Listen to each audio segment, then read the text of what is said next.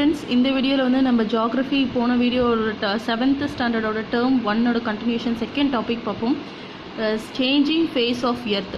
So எர்த்தோட changes, எர்த்தில் வந்து என்னென்ன சேஞ்சஸ் நடக்குது, அதில் வெதரிங்னா என்ன, அதோட பார்ட்ஸ், அதோட டிஃப்ரெண்ட் டைப்ஸ் எல்லாம் என்னென்னு பார்ப்போம்.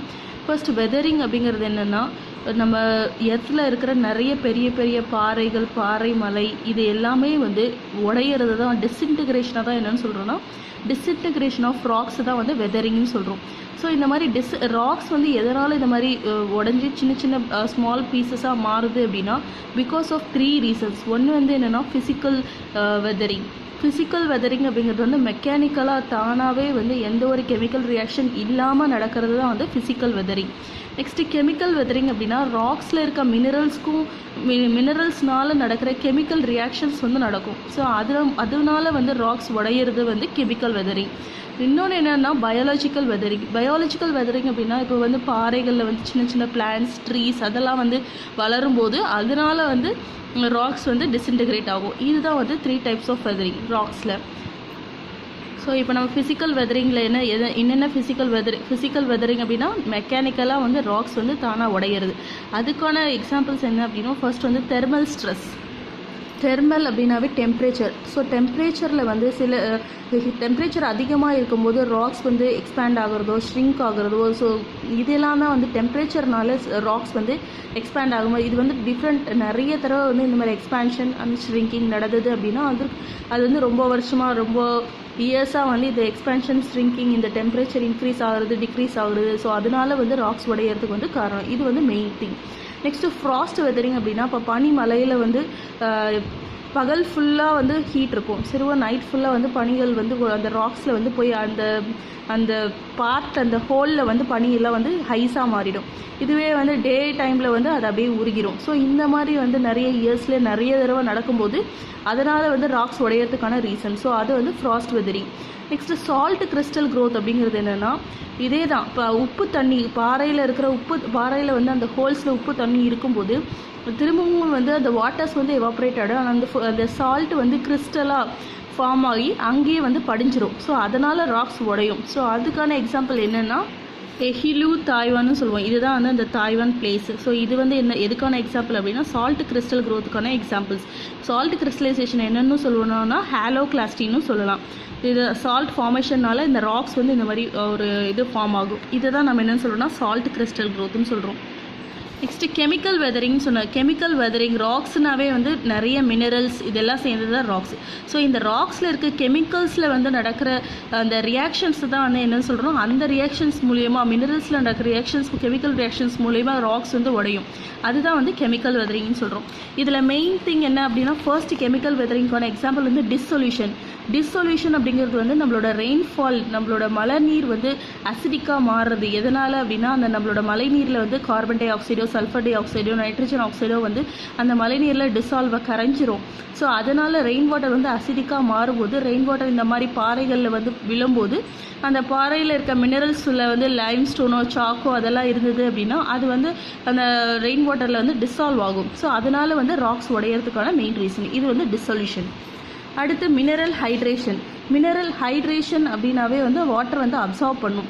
ஸோ ராக்ஸில் இருக்க வாட்டர்ஸ் வந்து அப்சார்வ் ஆச்சு அப்படின்னா அதனால அதுவும் ஒரு கெமிக்கல் ரியாக்ஷன். ஸோ அப்படி இருக்கும்போது ராக்ஸ் வந்து உடையிறதுக்கான காரணம் இருக்குது. அதுதான் வந்து மினரல் ஹைட்ரேஷன் சொல்கிறோம்.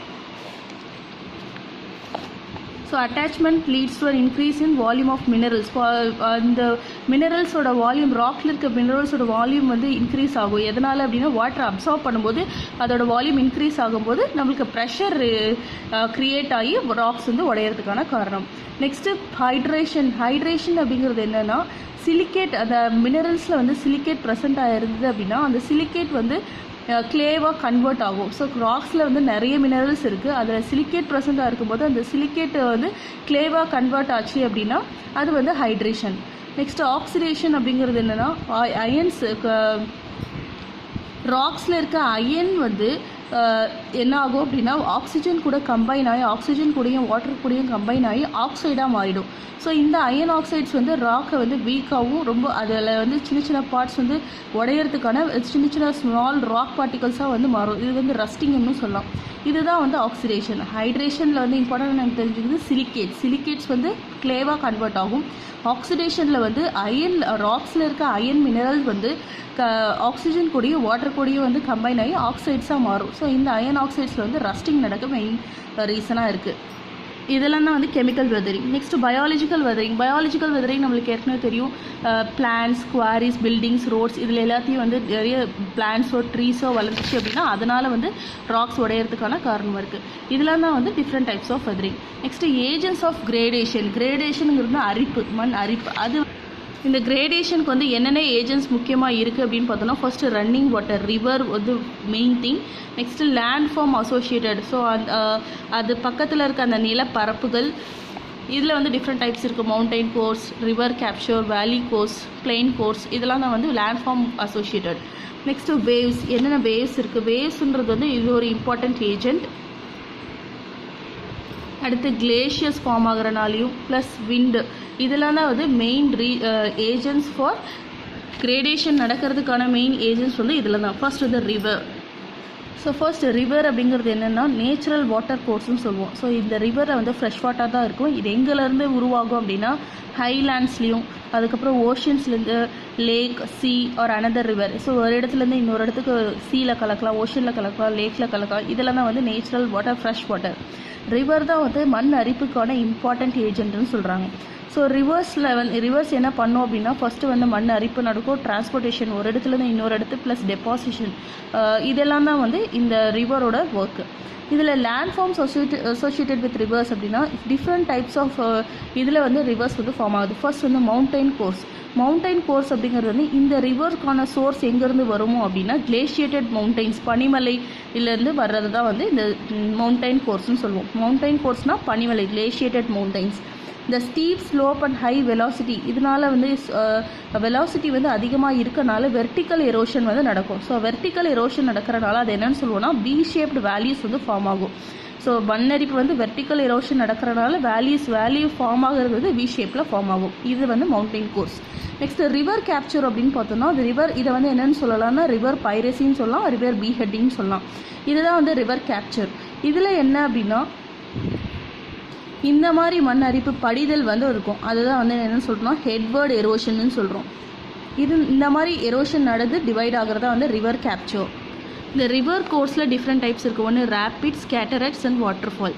ரேப்பிட்ஸ் அப்படிங்கிறது என்னென்னா இப்போ இந்த ரிவர் ஃபார்ம் ஆகும்போது சில கல்கள் வந்து ஹார்டாகவும் இருக்கும், சில ராக்ஸ் வந்து ரொம்ப சாஃப்டாக இருக்கும். ஸோ இந்த ஹார்ட் அண்ட் சாஃப்ட் ராக்ஸை கடந்து வர்றது, இந்த மேலே ஏறி குதிச்சு கொஞ்சம் ஜம்ப் பண்ணி வர்றது என்னென்னு சொல்லுவோம்னா ரேப்பிடுன்னு சொல்லுவோம். இதே மாதிரி கொஞ்சம் அதிகமாக இருக்கிற ஹார்ட் ராக்ஸ், கொஞ்சம் ஸ்மால் ராக்ஸ், இந்த மாதிரி டைமென்ஷன் கொஞ்சம் அதிகமாக இருந்தது அப்படின்னா அதை என்னென்னு சொல்லுவோம்னா கேட்ராக்ட்ஸ்னு சொல்லுவோம். இதுவே ஹைட் வந்து கிரேட்டர் ஹைட் இதெல்லாம் என்னென்னு சொல்லுவோம்னா வாட்டர் ஃபால்ஸ்னு சொல்லுவோம். இது ரிவர்ஸ் வந்து ஹைட் கிரேட்டராக இருந்துச்சுன்னா வாட்டர் ஃபால்ஸ், டைமென்ஷன் அதிகமாக இருந்ததுன்னா அது வந்து கேட்டராக்ட்ஸ். ரேப்பிட்ஸ் அப்படிங்கிறது வந்து இந்த ஹார்ட் ராக் வந்து கொஞ்சம் கொஞ்சமாக ஜம்ப் பண்ணி வர்றது வந்து ரேப்பிட்ஸ். இதெல்லாம் தான் வந்து reverse course.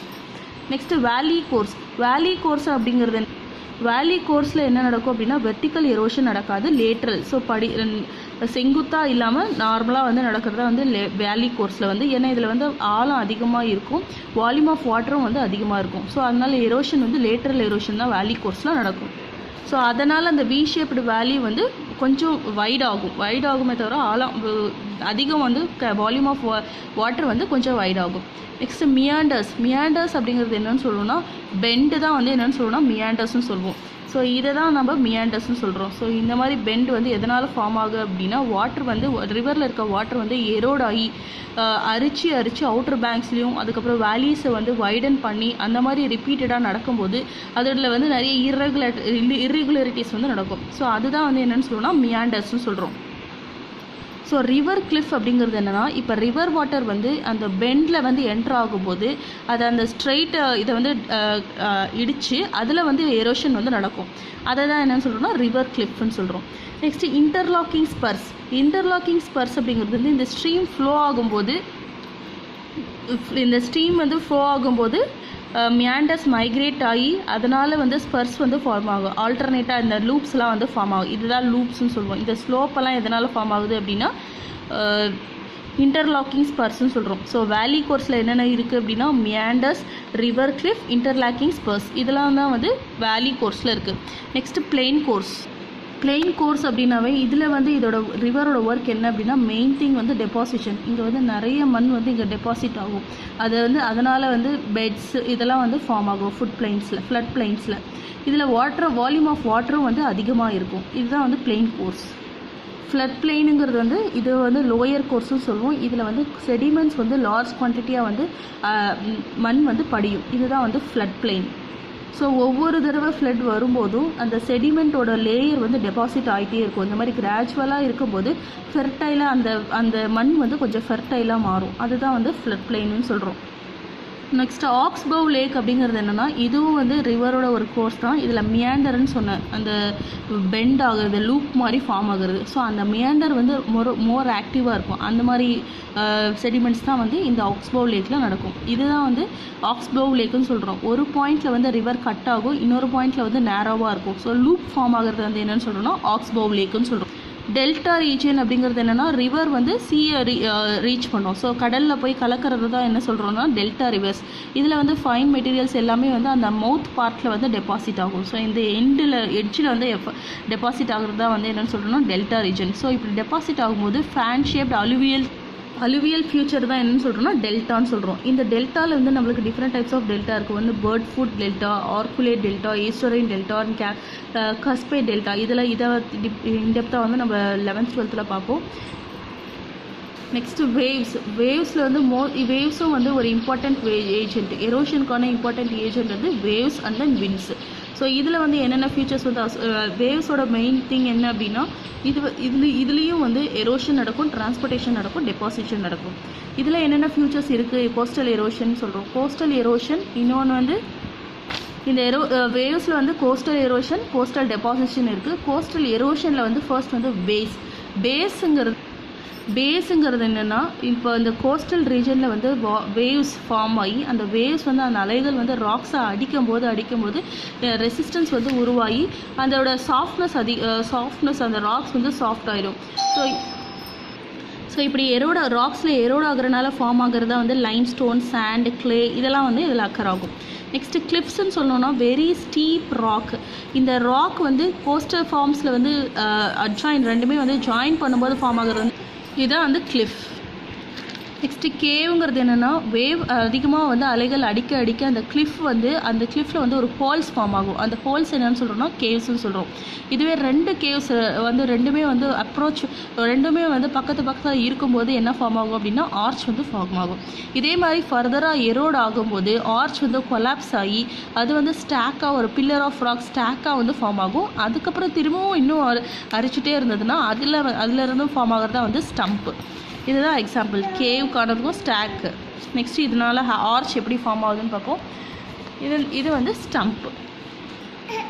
Next coastal டெபாசிஷனுக்கான example என்ன அப்படின்னா பீச்சில் வந்து சாண்ட் டெபாசிஷன் நம்ம பார்த்துருப்போம். நெக்ஸ்ட்டு ஸ்பிட்ஸ் அண்ட் பார்ஸ், இதுதான் வந்து ஸ்பிட்ஸு. ஸோ வேவ்ஸ் மூலிமா எரோட் ஆகிறது வந்து ரொம்ப தூரமாக வந்து மூவ் ஆகிறத தான் வந்து டெபாசிட் ஆகிறதா என்னன்னு சொல்கிறோன்னா ஸ்பிட்ஸ்ன்னு சொல்கிறோம். அது என்னென்னு சொல்கிறோன்னா embankment to form a tongue or ஸ்பிட்டுங்கிறது வந்து டங்குன்னு சொல்லலாம். நெக்ஸ்ட் பாருங்கிறது என்னென்னா ridge of sand is formed across a mouth of ரிவரில் வந்து சாண்ட் வந்து ஃபார்ம் ஆகிறத வந்து என்னென்னு சொல்கிறோன்னா பார்ன்னு சொல்கிறோம். இதுதான் வந்து பார். நெக்ஸ்ட்டு கிளேஷியர்ஸ், இதுவும் வந்து ஒரு ஏஜென்ட் ஃபார் ராக் வெதரிங்கான இம்பார்ட்டன்ட் ஏஜென்ட் வந்து கிளேஷியர்ஸ்னு சொல்கிறோம். கிளேஷியருங்கிறது தெரியும், ஐஸ் ஃப்ளோவை தான் நம்ம கிளேஷியர்ஸ்னு சொல்கிறோம். கிளேஷியர்ஸ்லேயும் வந்து எரோஷன், டிரான்ஸ்போர்ட்டேஷன், டெபாசிஷன் இது எல்லாமே வந்து நடக்கும். ஸோ வேலி கிளேஷியர்ஸ், கான்டினென்டல் கிளேஷியர்ஸ், பெய்ட்மாண்ட் கிளேஷியர்ஸ். வேலி கிளேஷியர்ஸ் அப்படிங்கிறது என்ன மவுண்டெயின்ஸில் ஃபார்ம் ஆகிறது வேலி கிளேஷியர்ஸ்னு சொல்லுவோம். இது வந்து ஆல்பைன் கிளேஷியர்ஸ்னு சொல்லலாம். கான்டினென்டல் கிளேஷியர்ஸ் அப்படிங்கிறது வந்து போலார் ரீஜன்ஸில் பனி மலையில் உருவாகிறது வந்து கான்டினென்டல் கிளேஷியர்ஸ்னு சொல்கிறோம். நெக்ஸ்ட்டு பெய்ட்மாண்ட் கிளேஷியர்ஸ் அப்படிங்கிறது என்னென்னா ஃபுட் ஹில்ஸில் வந்து ஃபார்ம் ஆகிறது வந்து பெய்ட்மாண்ட் கிளேஷியர்ஸ்னு சொல்கிறோம். இதில் என்னென்ன லேண்ட் ஃபார்ம்ஸ் அசோசியேட் ஆகிருக்கு அப்படின்னா ஃபர்ஸ்ட் வந்து சர்க்கியூட் அப்படிங்கிறது என்னென்னா அதில் வர்ற அந்த வேல்யூ கிளேஷியேட்டட் வேல்யூ வந்து யூ ஷேப்டாக இருக்கும். நம்ம ஏற்கனவே பார்த்தது வி ஷேப், இதில் யூ ஷேப் வேல்யூ வந்து ஃபார்ம் ஆகும், அதான் சர்க்கியூன்னு சொல்கிறோம். இந்த ஆர்ம் சேர் ஷேப் டிப்ரெஷன் வந்து ஃபார்ம் ஆகிறதா வந்து கிளேஷியரில் ஃபார்ம் பண்ணுற அந்த டிப்ரெஷனை வந்து சர்க்கியூன்னு சொல்கிறோம். நெக்ஸ்ட்டு ஆர்டிஸ் அண்ட் பிரமிடல் பீக்ஸ், ரெண்டு சர்க்கியூஸ்க்கும் நடுவில் உள்ள கான்சிக்யூட்டிவ் ரிட்ஜ் தான் என்னென்னு சொல்கிறோம்னா அரிட்டின்னு சொல்கிறோம். இந்த ஹரிட்டியில் உள்ள டாப் அந்த மேலே இருக்கிற அந்த கூர்மையான சமிட் என்னென்னு சொல்கிறோன்னா பிரமிடல் பீக் ஒரு அதை வந்து என்னென்னு சொல்லணும் மேட்டர் ஹார்ன்னு சொல்லலாம். நெக்ஸ்ட்டு யூ ஷேப்டு வேலி. யூ ஷேப்டு வேலி அப்படிங்கிறது எதனால் ஃபார்ம் ஆகுது அப்படின்னா கிளேஷியர் வந்து ரொம்ப டீப்பாக இருந்து அதனால் டீப்பாக இருக்கும்போது அதில் வந்து யூ ஷேப்டு வேலி வந்து ஃபார்ம் ஆகும். ஹேங்கிங் வேலிஸ் அப்படிங்கிறது என்னன்னா மெயின் வேலி வந்து எரோடாகி ட்ரைபியூட்ரி வேலியாக ஃபார்ம் ஆகும். அந்த ட்ரைபியூட்ரி வேல்யூஸ் அந்த மெயின் வேலியோட ட்ரைபியூட்ரி வேல்யூஸ் தான் என்னென்னு சொல்கிறோன்னா ஹேங்கிங் வேல்யூஸ்ன்னு சொல்கிறோம். மெயின் வேலிஸ்லேருந்து வர ட்ரைபியூட்ரி வேல்யூஸ். நெக்ஸ்ட் இப்போ கிளேஷியல் டெபாசிஷனில் என்னென்ன இருக்குது அப்படின்னா மொரைன்ஸ், ட்ரம்லின்ஸ், இன்சல்பர்க்ஸ் இதெல்லாம் வந்து கிளேஷியல் டெபாசிஷனில் இருக்குது. மொரைன்ஸ் அப்படிங்கிறது வந்து அது எது மூலிமா அது ஃபார்ம் ஆகும் அப்படின்னா ராக்ஸ், டெப்ரிஸ், அப்புறம் கிளே, களிமண் இதெல்லாம் வந்து கிளேஷியர்ஸ் மூலிமா ஃபார்ம் ஆகுது. டிரான்ஸ்போர்ட் ஆகிருக்கிற அதெல்லாம் தான் என்னென்னு சொல்கிறோன்னா மொரைன்ஸ்ன்னு சொல்கிறோம். இந்த மொரைன்ஸ்லேயே டிஃப்ரெண்ட் டைப்ஸ் இருக்குது. Ground moraine, lateral moraine, medial moraine, terminal moraine இதெல்லாம் வந்து இதுக்கான எக்ஸாம்பிள்ஸ். ட்ரம் லேன்ஸ் அப்படிங்கிறது என்னென்னா கிளே வந்து டெபாசிட் ஆச்சு அப்படின்னா அது வந்து எப்படி இருக்கும் அப்படின்னா ஆஃப் பரிட் எக்கு மாதிரி இருக்கும். ஸோ அதுதான் வந்து என்னென்னு சொல்கிறோன்னா ட்ரம் லேன்ஸ்னு சொல்கிறோம். இதோட இன்னும் ரிமைனிங் டெபாசிஷனல் ஃபீச்சர்ஸ் என்ன அப்படின்னா அவுட் வாஷ் பிளெயின்ஸ்னு சொல்கிறோம். அவுட் வாஷ் பிளெயின்ஸ் அண்ட் எஸ்கர்ஸ் இதெல்லாம் தான் வந்து இதோட டிஃப்ரெண்ட்டான டெபாசிஷனல் ஃபீச்சர்ஸ். நெக்ஸ்ட்டு விண்டும் வந்து இம்பார்ட்டண்ட் ஏஜென்ட் இன் வெதரிங். இது எங்கே நடக்கும் அப்படின்னா arid and semi arid regions. So rainfall ரீஜன்ஸில் நடக்கிறது வந்து விண்டு மூலியமாக நடக்கும். ஸோ விண்ட்ஸ்னால எப்படி எரோஷன் நடக்கும் அப்படின்னா இப்போ விண்டு காற்று மூலிமா வர்ற அந்த மண் வந்து எப்பயுமே வந்து சாஃப்டாக தான் இருக்கும். அதோட பெடஸ்ட்ரல் ராக் ஒரு மஷ்ரூம் ராக். இந்த ராக் எப்படி ஃபார்ம் ஆகுது அப்படின்னா இந்த மாதிரி சாஃப்ட். ஸோ இந்த மாதிரி எரோஷன் வந்து இந்த மாதிரி ஸ்மால் சாண்ட் எல்லாமே வந்து எரோட் ஆகி அது ஒரு மஷ்ரூம் ஷேப்பில் வந்து ரிசிம்பிளாக இருக்கும். அதை தான் நம்ம என்னென்னு சொல்கிறோம்னா ராக் பெடஸ்டல்ஸ்ன்னு சொல்கிறோம். இன்சல்பர்க்ஸ் அப்படிங்கிறது வந்து அதோட டாப்ஸ் வந்து ரவுண்டாக இருக்கும்.